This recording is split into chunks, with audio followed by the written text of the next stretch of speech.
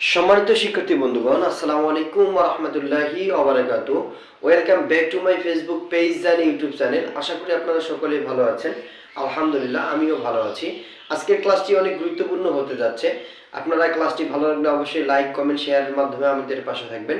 Facebook পেজগুলো follow করবেন এবং ইউটিউব চ্যানেলটি সাবস্ক্রাইব করবেন। আমরা এখানে দেখতে পাচ্ছি আজকে আমরা নতুন একটা ক্লাস নিতে যাচ্ছি।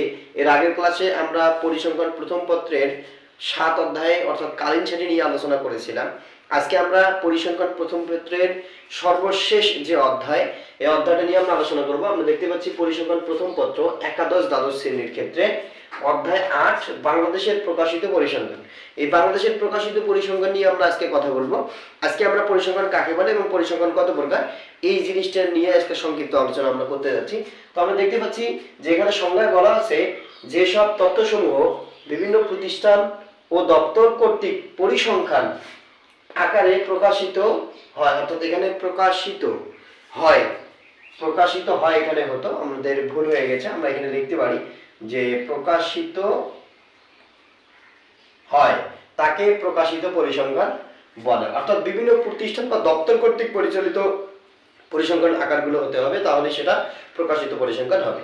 আমরা এখানে পরিসংখ্যানের প্রকারভেদ দেখতে পাচ্ছি। আমরা পরিসংখ্যানের প্রকারভেদ হচ্ছে 3 ধরনের। আমরা এখানে দেখতে পাচ্ছি সরকারি পরিসংখ্যান, প্রথমটা হলো সরকারি পরিসংখ্যান, দ্বিতীয় হলো আধা সরকারি পরিসংখ্যান, আর তৃতীয়টা হলো বেসরকারি পরিসংখ্যান। অর্থাৎ এই 3 ভাবে, অর্থাৎ সরকারি, আধা সরকারি এবং বেসরকারি, এই 3 ভাবে পরিসংখ্যানগুলো আমরা বের করতে পারি বা 3 ভাবে পরিসংখ্যানের গণনাগুলো আমরা করতে পারি। এইটার ক্লাসটি যদি আপনাদের ভালো লেগে থাকে অবশ্যই আমাদের পাশে থাকবেন এবং ভুল ত্রুটিগুলো আমাদের লাইক অর্থাৎ কমেন্টের মাধ্যমে আমাদেরকে জানাবেন। পরবর্তীতে আমরা ভুল সংশোধনী ক্লাসটি দিব। তো ভালো থাকেন, সুস্থ থাকেন। আসসালামু আলাইকুম ওয়া রাহমাতুল্লাহি ওয়া বারাকাতুহু।